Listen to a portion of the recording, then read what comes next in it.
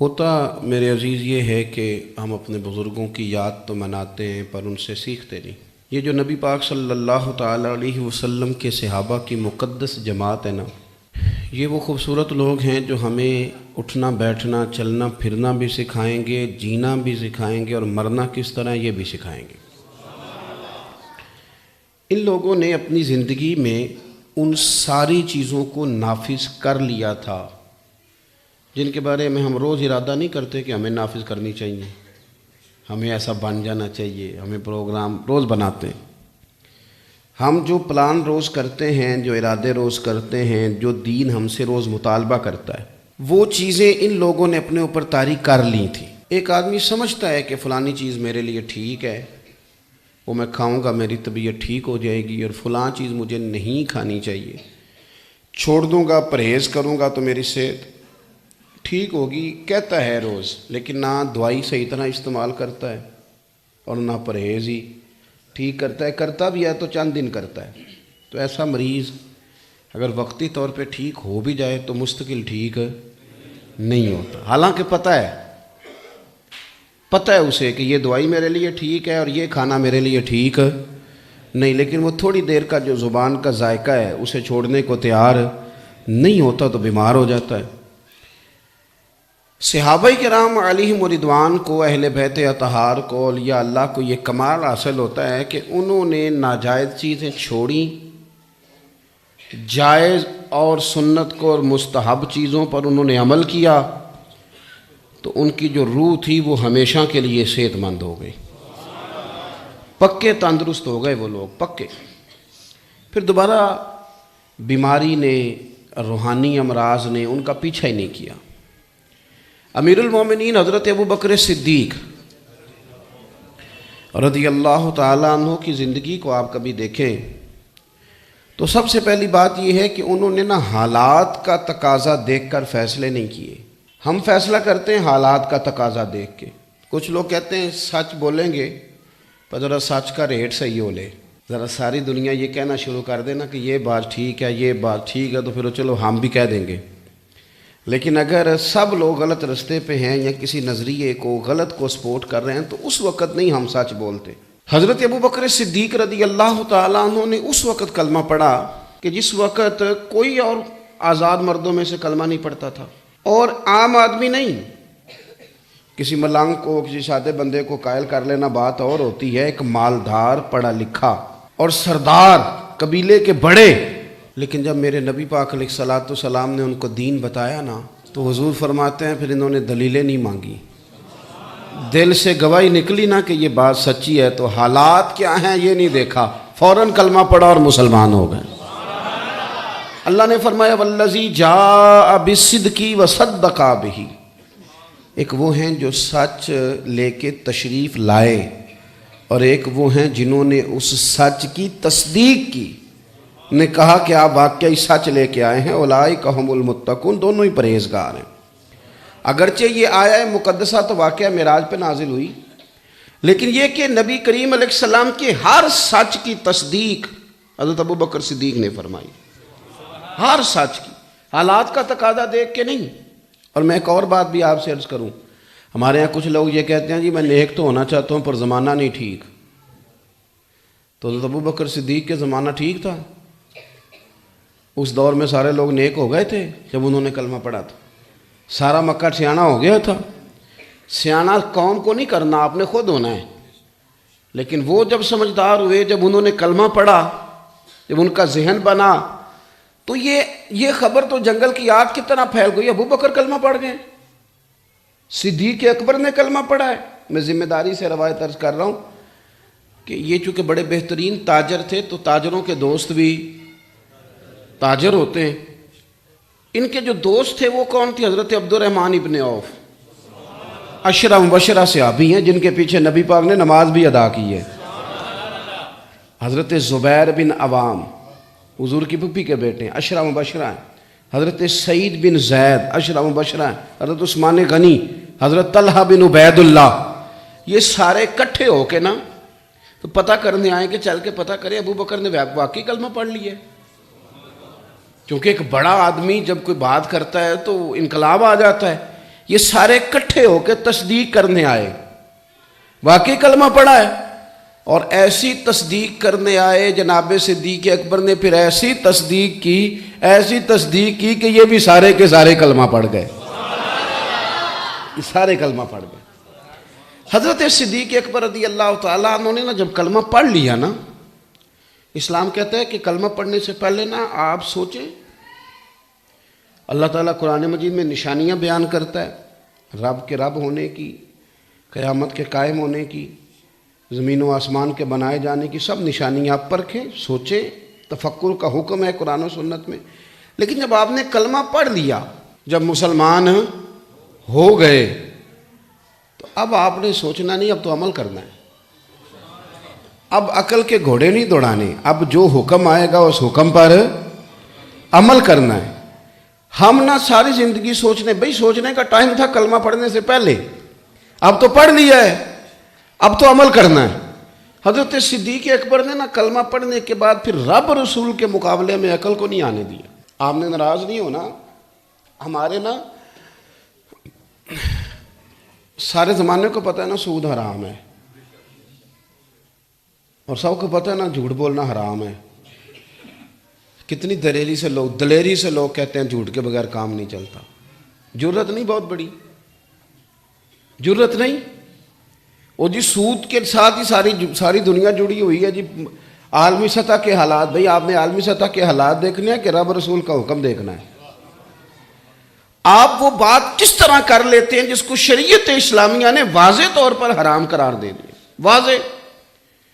یہ تو وہ چیزیں ہیں نا جو بالکل واضح ہیں، کچھ چیزیں ایسی ہیں جو سمجھنی، سہنی، برداشت کرنی، تسلیم کرنا بڑا مشکل کام ہے۔ حضور صلی اللہ علیہ وسلم کا واقعہ معراج ہے، ابھی تک لوگ اڑے ہوئے ہیں، اور بعض لوگ کہتے ہیں معاذ اللہ کو تو خواب میں سارا کچھ ہوا تھا، یعنی آج تک بہت سارے اڑ گئے۔ اور بات بھی بڑی مشکل ہے، ہم کہہ تو دیتے ہیں پر بڑی مشکل ہے، 18,000 سال کا سفر، اور حضور بستر سے نکل کے گئے۔ بستر میں بندہ تھوڑی دیر لیٹا رہتا ہے تو بستر گرم ہو جاتا ہے، کی آخر ہے پنجابی چ نگاہ ہو گیا ہے، لیکن جب واپس آئیں تھوڑی دیر بستر سے باہر رہیں تو دوبارہ ٹھنڈا ہو جاتا ہے۔ کچی زمین پر آپ وضو کا پانی چلائیں تو وہ تھوڑی دور جاتا ہے، پھر زمین کے اندر جذب ہو جاتا ہے۔ دیہاتوں کے اندر جو لکڑی کا دروازہ، لوہے کی کنڈی ہوتی ہے، وہ دروازہ جب آپ بند کریں تو کنڈی تھوڑی دیر، لیکن زیادہ نہیں، پھر وہ لگ جاتی۔ اب مسئلہ سمجھیں، علماء نے لکھا کہ حضور 18,000 سال کا سفر طے کر کے آئے، کنڈی ابھی ہل رہی تھی، پانی ابھی چل رہا تھا جو وضو میں پانی بہایا تھا۔ واپس آئے تو بستر سے نکل کے گئے تھے تو بستر ابھی بھی گرم تھا، تو یہ سارا کچھ کیسے ہو گیا؟ تو اعلیٰ حضرت نے اس کا جواب تو دیا ہے۔ اعلیٰ حضرت کہتے ہیں جان ہے وہ جہان کی، اور جان ہے تو جہان ہے، یعنی حضور جب نکل کے گئے تھے تو کائنات کی جان ہی نکل گئی تھی، تو جو شے جہاں تھی نا وہیں رک گئی۔ حضور آئے ہیں تو دوبارہ دنیا نے چلنا شروع کیا ہے۔ وہ دو عالم کی رحمت تھے، جہاں چاہتے وہیں رہتے، یہ تو ان کی مہربانی ہے کہ یہ عالم پسند آیا۔ تو اب ایک انسان رات کے تھوڑے سے حصے میں، لیلا من المسجد الحرام الی المسجد الاقصی، رات کے تھوڑے سے حصے میں جائے بھی اور آئے بھی، اور 18,000 سال کا سفر بھی طے کرے، کنڈی ہلتی رہے، بستر، سمجھنا کام بڑا مشکل تھا۔ اور اہل مکہ نے تو بیت المقدس دیکھی ہوئی تھی، تو وہ تو بیت المقدس کے معاملے میں بڑی تشویش میں تھے کہ کیا حضور وہاں بھی گئے ہیں کہ نہیں، رات کے تھوڑے سے حصے میں تو وہاں جانا آنا بھی بڑا مشکل کام ہے۔ اب حضور نے وہ سارا منظر دیکھ لیا، علامہ اسماعیل حقی نے لکھا ہے سارا کچھ حضور نے دیکھا، زمین و آسمان، جنت، دوزخ، ہر چیز کا مشاہدہ کر کے جب حضور واپس آ رہے تھے نا، تو سرکار نے فرمایا جبریل یہ سارا کچھ میں نے دیکھ تو لیا ہے، پر اسے مانے گا کون؟ اللہ کرے آپ سمجھے میری بات، بھئی اسے یہ ماننا بھی تو ایک کام ہے نا، تو کون مانے گا؟ تو حضرت جبریل نے وہاں عالم بالا میں جو باتیں ہو رہی ہیں وہ دیکھیں کس کی ہو رہی ہیں، ذکر کس کے ہو رہے ہیں، مانے گا کون؟ تو حضرت جبریل عرض کرنے لگے حضور اور کوئی مانے نہ مانے، ابو بکر صدیق تو مانیں گے نا، صدیق اکبر تو مانیں گے نا۔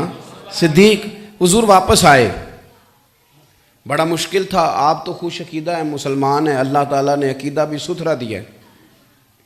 حضور کی کوئی شان سنائی جائے تو آپ سبحان اللہ ماشاءاللہ کہتے ہیں, یہ ایمان کا حسن ہے.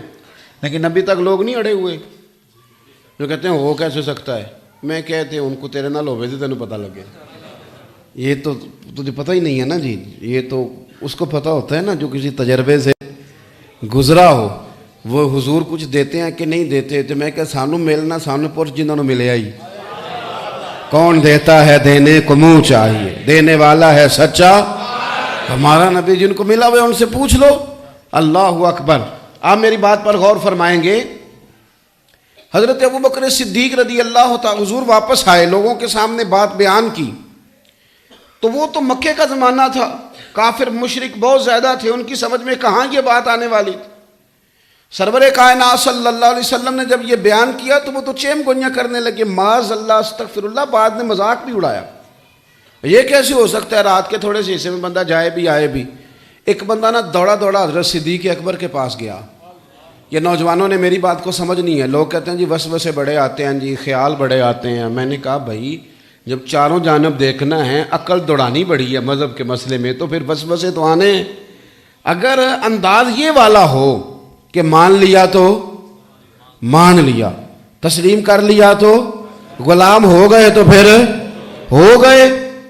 کسی نے جا کے حضرت صدیق اکبر کے دروازے پہ دستک دی. آپ باہر تشریف لائے. اس نے کہا جی اگر کوئی بندہ یہ کہے کہ میں گیا ہوں 18,000 سال کا سفر طے کر, چلیں سادی بات کرتے ہیں, میں گیا ہوں اور میں نے بیت المقدس دیکھی ہے, مسجد اقصیٰ میں نماز پڑھی ہے, ساتوں آسمان دیکھیں, جنت دوزخ دیکھی ہے, میں آ گیا ہوں اور رات کا تھوڑا سا حصہ لگا لیلم من المسجد الحرام, تو آپ مانیں گے؟ حضرت ابوبکر صدیق فرمانے لگے جب بات ماننے والی ہے ہی نہیں تو میں بھلا کیوں مانوں گا. جب اس نے کہا نا نہیں مانتا تو وہ بندہ مسکرایا, کہنے لگا بات مان گئی ہے. پھر وہ کہنے لگا بتاؤں کس نے کہا ہے؟ آپ نے فرمایا بتائیے. کہنے لگے آپ کے نبی صلی اللہ علیہ وسلم نے فرمایا ہے.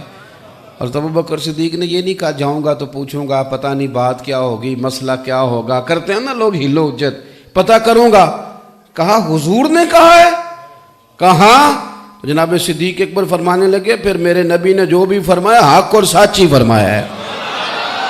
والذی جاء بالصدق وصدق بہ اولئک ھم المتقون. ایک سچ لے کے تشریف لائے اور ایک جنہوں نے سچ کی. عقل نہ دوڑائیں اللہ رسول کے واضح احکامات کی روشنی میں, عقل نہ اتنی نہ دوڑائیں اس طرح کر لوں گا تو یہ چیز ایسے ہونی چاہیے تھی تو یہ. بس جن چیزوں کو رب نے حلال کر دیا وہ حلال ہیں, جن کو حرام کر دیا وہ. اپنی مرضی پہ نہ چلیں, رب رسول کی مرضی اختیار کریں. اور آپ یقین کریں جو لوگ طے کر لیتے ہیں نا کہ میں نے شریعت پہ چلنا ہے, ان کے لیے چلنا بڑا آسان ہو جاتا ہے. آپ طے کر لیتے ہیں نا کہ بس استاد جی کے سامنے کوئی بات نہیں, استاد فرشتہ ہے, غلطی نہیں کرتا. طے کر لیا نا آپ نے کہ میرے استاد جی ہیں, ان کے سامنے کوئی بات کرنی. طے کر لیتے ہیں نا میرے والد صاحب ہیں, بھئی آپ کے والد صاحب ہیں تو کیا یہ مبرہ ہو گئے, اب یہ غلطی نہیں کرتے. طے کر لیا نا نہیں کرنی تو پھر بندہ کرتا بھی نہیں. کوئی بات ہو بھی جائے نا, کوئی شکایت بعض اوقات کوئی لگائے بھی تیرے استاد, وہ چپ کر میرے استاد جی ہیں, میرے ابا جی ہیں, میرے پیر صاحب ہیں, ان کے بارے میں بات سنتا. آپ سمجھ لیں میری بات کو. حضرت صدیق اکبر نے طے کر لیا تھا کہ رب رسول نے جو کہہ دینا ہے میں نے کسی کی نہیں سننی, اللہ رسول کی سننی. جب آپ یہ طے کر لیتے ہیں تو آپ کے لیے آسانی ہو جاتی ہے, آپ مشکلات سے نکل جاتے ہیں. اللہ کریم آپ کو جزائے خیر عطا فرمائے. یہ تو بزرگ بڑی دفعہ تشریف لائے اور پیار سے آئے تو میں حاضر ہو گیا. پیسے اندر صاحب کرانا ساجے تو پھر پہلا کرنی سی نا گل, لین دین تو ٹائم نال طے کریے تو تاں ہے نا. یہ میرے بزرگ ہیں, بڑی محبت سے آئے ہیں, میں نے قبول کر لیا. اللہ ان کو جزائے خیر دے اور ان کو اللہ برکت دے. اب نہ کوئی اٹھے, اللہ آپ کو خوش رکھے. تسی پہلا پیسے دی عادت پاندے ہو, پھر کہندے مولوی پیسے لیندے نے. ہنسے نہیں مسجد میں, اونچا نہیں ہنستے. آپ دینے شروع کرتے ہیں تو مولوی لینے شروع کرتے ہیں. تسی دھیان نہ رہو تو باقی کام بھی ٹھیک ہوئے. آپ اب توجہ کریں جی, اللہ آپ کو خوش رکھے. غور کریں. بس میں نے دو ایک باتیں اور کرنی ہیں. ایک تو یہ کہ عقل نہیں دوڑانی اس مسئلے میں. اللہ رسول کا جب حکم آ گیا تو بس پھر آ گیا, سمجھ آ گئی بات کی.